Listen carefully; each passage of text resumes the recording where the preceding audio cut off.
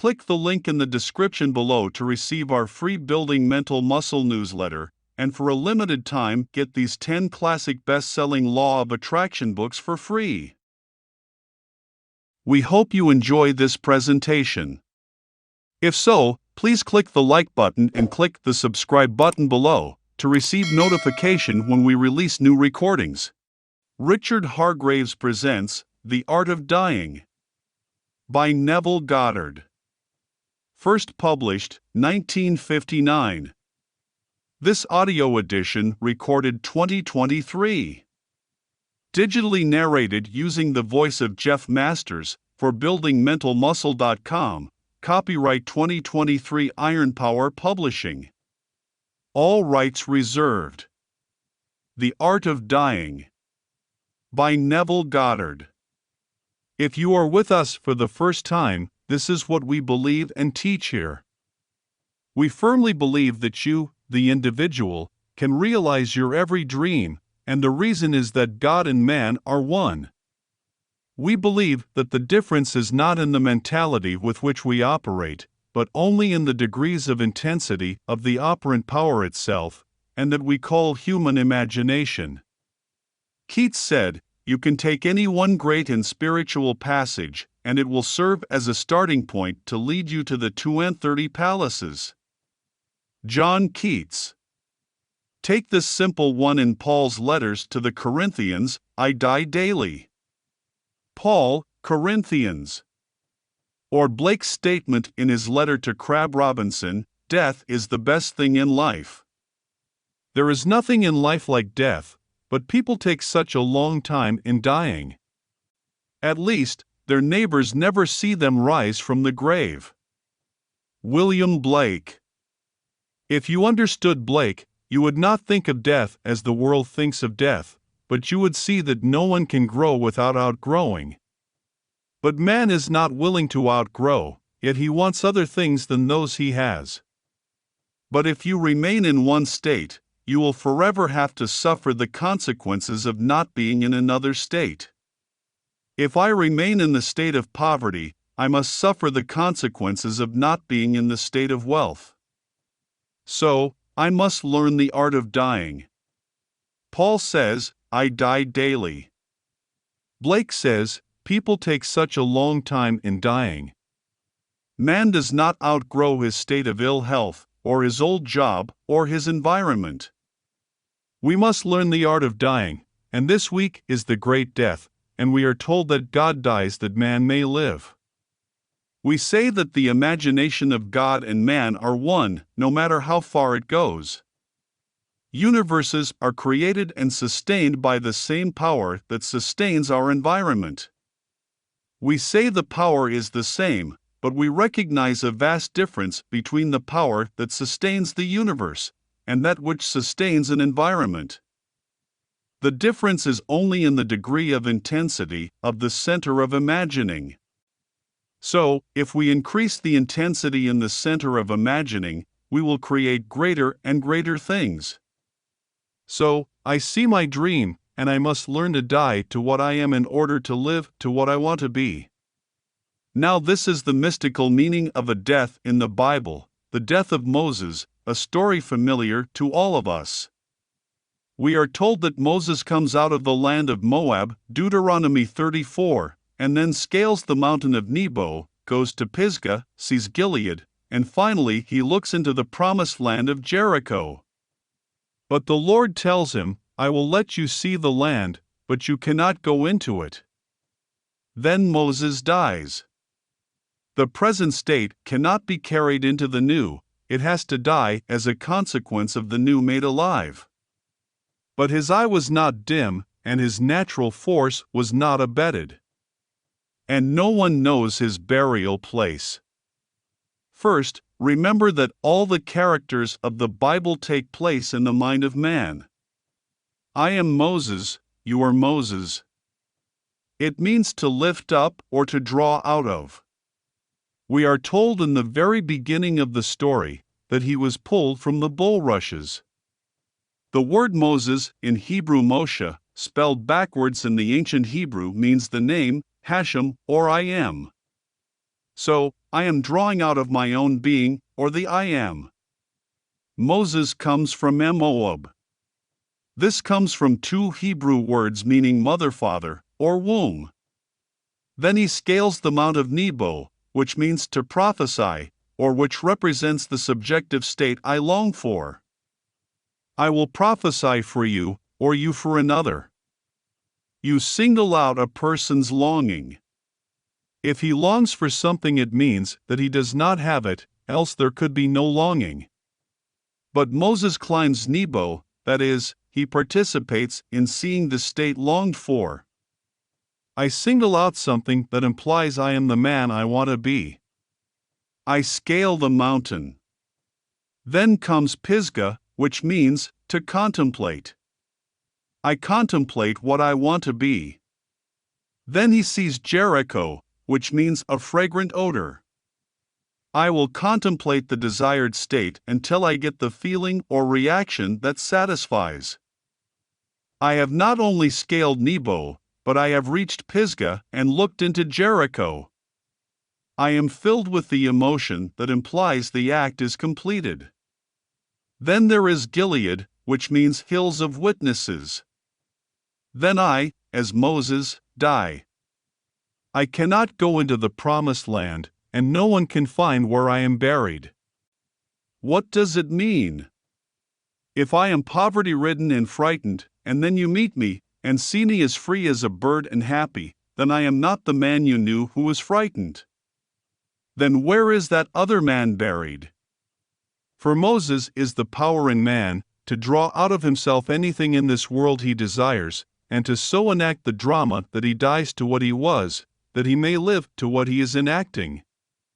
That is Moses, and no one can know where he is buried. But we are told, his eye was not dim, nor his natural force abated.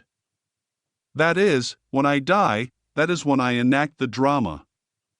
I do not wait for signs to appear. It is when I am most aware of my restrictions and feel the pressures, that is when I must learn to die. I must learn to let go of what my senses dictate, and go mad, and yield to what is only a dream. But sustaining it, and living in it, I die to what was physically real, as I gradually lift up what was only the dream. You knew only the frightened man and not the other one. No one can tell where the other has gone. So, this is how the art of dying is dramatized in the Bible, as the death of a man. But it has nothing to do with any certain man, for the story of the Bible takes place in the mind of every man. I will crucify myself, for God crucified himself in me, that I might live. But now I must nail myself upon the thing I desire, and remaining faithful to it, lift it up as God nailed himself upon me. The present body is believing himself a man called Neville, giving Neville the same power that is his, but keyed low, in the hope that I will lift up the power to bigger things in my world, to which I can nail myself, and so lift them up. There is no possibility of man making his dream alive, unless he nails himself to this cross that is man. We are living because God nailed himself to us. Now man, keyed low, yielding to other states and not to what the senses dictate, becomes one with the state, and nails himself to it, fixes himself in the state through emotion and feeling, and then he will be lifted up. For crucifixion comes before resurrection. Crucifixion without resurrection would be unthinkable, it would be the utter triumph of tyranny. If I could yield myself to my dream, and it would not become flesh, it would be complete tyranny over this wonderful concept of life. But you cannot fail if you yield. If you hold back within yourself, wondering what will I play as my last card if this doesn't work, then you have not yielded, you have not nailed yourself to it. It is a complete yielding. It is the great cry, my God, why hast thou forsaken me? If you know that you're God doing it, you can yield. But there must be complete abandonment as though it were true, and then you make it a reality. The cost is that form of mental abandonment that Blake calls madness. But man is afraid, he dare not so abandon himself to a dream, and so never dies. So, Blake was right when he said, "There is nothing like death, the best thing in life is death." Many people only age, but never change inwardly. They only mature physically, but they have not died in the mystical sense. There is no transforming power in the physical death, and they will still be anchored in a larger world with all the trends of this world. To our senses, they seem to be dead, but they will still, on another plane, have to learn the art of dying. I can anywhere so completely detach myself from what is taking place that I can die to that state. So, every little death is the lifting of the divine image. This means dying as the mystic means it. It means dying mentally. Man dies to ill health, or poverty, or to disharmony, etc., but he does it by yielding to the other states. Blake looks on all states as permanent, as in his great poem regarding the halls of Los. I cursed the earth for man and made it permanent. William Blake. So, states remain, and man passes through states, as those cities. If I do not pass through some state, but remain in it, I think it's the only reality. You cannot conceive of a state that is not, for the whole is finished, but man is awakening only by dying to state after state. You take a friend who is not well or cannot set himself free from some state. You represent that friend to yourself as he should be seen by the whole world, and to the degree that you are faithful to that representation, to that degree you will bring him out of the old state. It does not matter if he knows you did it or not, he does not have to know. But remain faithful and you will bring him out of the old state, into the new state that you are seeing. All things are burned up when we cease to behold them. Moses could see the promised land, but he could not go into it. If I am true to the likeness of what I behold, then I, the old man, cannot go into the new state. Something called the power goes into it, but no one recognizes it, for they cannot recognize the transformed being. We all feel so secure in recurrence. If we know that a thing is fixed, and that next week things will be as they are today, I feel secure in that recurrence. I can have done something that violates the moral codes, I can have come from the wrong side of the tracks, but I can accept that, for I am used to it. But to say that something awakes in me and can become what it will, that is frightening to man. So, we are told to awake out of sleep, for recurrence brings security to the whole vast world. One does what he does as if he did it in a nightmare. For God had to forget, he was God to become man, and that whittling down to this level is the very limit of contraction. But then comes the awakening from that deep dream, into which he threw himself to make me alive. So, this lifting up power goes about setting men free, for God became every man, that every man may in time awaken as God. Eventually the whole world will awaken, and the poem will be in full bloom, and it will be noble beyond our wildest dreams. And then it will exist for us, and we will be one with the creator of the great poem. That is the art of dying. Next Sunday is the great drama. I am riding a beast and I am at the crossroads. Bring me a colt on which no man ever sat, that is tied by the road where two ways meet. Here is state I have never ridden before. It is so unnatural to feel myself to be the man I want to be and to actually get into that state and ride it without being thrown by reason, which tells me I am mad. But if you know the Lord is your imagination, you can ride it into Jerusalem. We are told, we will find the animal at a crossroads where two roads meet. We are always at a crossroads of what I am, and what I want to be. So, can I ride the beast I find at the crossroads, and ride it into Jerusalem? Then I am going toward heaven, but it is not continuous on my line of motion. It is contiguous. It is adjacent to where I am, for heaven is a state of consciousness. I try to catch the feeling that would be mine if I were the man I want to be, but that involves a death.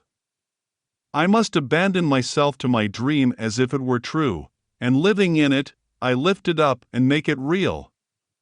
Everyone must pass through this state, for this is the only true religion in the world.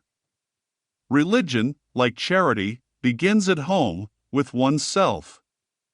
The mother seat of all religious beliefs lies in the mystical experiences of the individual. All ceremonies are but secondary growths superimposed upon it. Religion means to be tied or devoted to. But if I am not in love with what I am tied to, I must yield to something more lovely and make it real. I must bear my cross. I go so far, and then I want to cross to the other line where my heaven is. For everything is interrelated. We all interpenetrate each other. We are all one. So, there is interpenetration of the whole world, and then comes conflict, and from that comes the solution of the conflict. For we must conflict if we are all interpenetrated. But then we must bring about reconciliation. Whatever the solution is, that is the reconciliation. But we cannot stay in a state or any condition forever. Each new state bears within it the seeds of new conflict. Every heaven becomes in time hell. A thing is ours for a moment, but as we continue in it, it will bring about conflict. As long as there is interpenetration, there is always conflict. So, live in any desired state, and then as conflict arises, resolve it and die to it, and then move into another state. Thus, we grow and outgrow, thus, man awakes. No man can be born in one environment and ever realize another if he does not yield to the state desired. So, Blake was right, the best thing in life is death, but it takes man so long to die that his friends never see him rise from the grave. William Blake. Can you not see then how it is with your friend who always tells you the same things, even though you have not seen him for 10 years? Everything is still recurring, nothing is new, but that makes him feel secure. Man does not want change, it frightens him. I tell you that your imagination is God. Believe it. Exercise it. It is keyed low, but as you lift it up you intensify it, and then vision after vision will be yours as you begin to awake.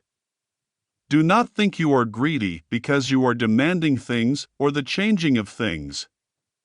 You are here to create as your Father creates. Want what you want and yield to it and create it. Then you will want higher and higher things. But nothing blesses a man unless it comes down from its heavenly state and takes on flesh. You are the only one who can clothe it in reality. But it remains a state unless you yield to it. This drama in the Bible is all about you, for the Christ Jesus of the Gospels is your own wonderful imagination. There is only an infinite God and the creation He loved. And He so loved it, He wanted to make it alive and then share it and even change it, so God became man that man may become God. That is the great story of the Gospels. Every mystic in the world tells this same story. Then every man is free. There is no judgment, for no matter what man has done, it is God's doing it in a nightmare. There is only complete forgiveness of sin, no judgment and no argument, but men can change facts. The past can be unmade. So, a man has done this or that.